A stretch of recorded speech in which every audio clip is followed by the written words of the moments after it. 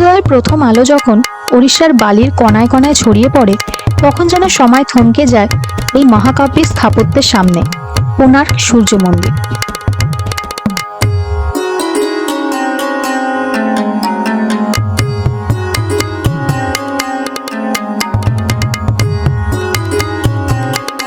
তেরোশো শতকে রাজা নরসিংহদেব মন্দিরটি নির্মাণ করেছিলেন, যা পাথরে খোদাই এক জীবন্ত কবিতা।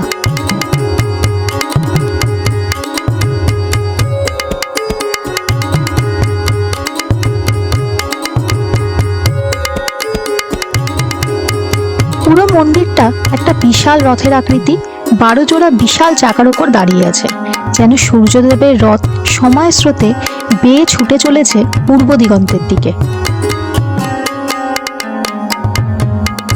প্রতিটা চাকায় সূক্ষ্মভাবে খোদাই করা আছে সময়ের পরিমাপ, সকাল, দুপুর, বিকাল, রাত, যেন পাথরও সময়ের ভাষা বোঝে।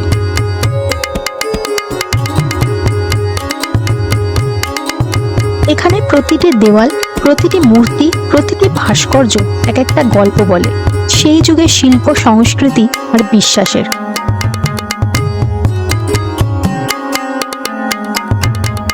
কোণার্কের এই সূর্য মন্দির ভারতীয় স্থাপত্যকলার এক অনন্য সৃষ্টি, যাকে ইউনেস্কো ওয়ার্ল্ড হেরিটেজ সাইট হিসেবে স্বীকৃতি দিয়েছে।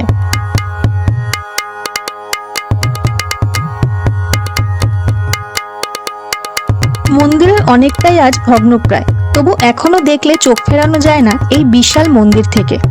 প্রায় 700 বছরের পুরনো এই স্থাপত্যটা আজও দাঁড়িয়ে আছে নিজের গরিমায়।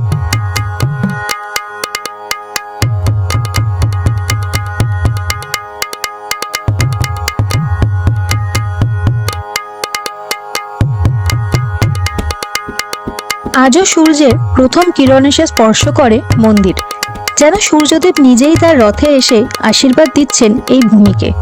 ইতিহাস, শিল্প, প্রকৃতি সব একসাথে মিশে গেছে এই জায়গায়।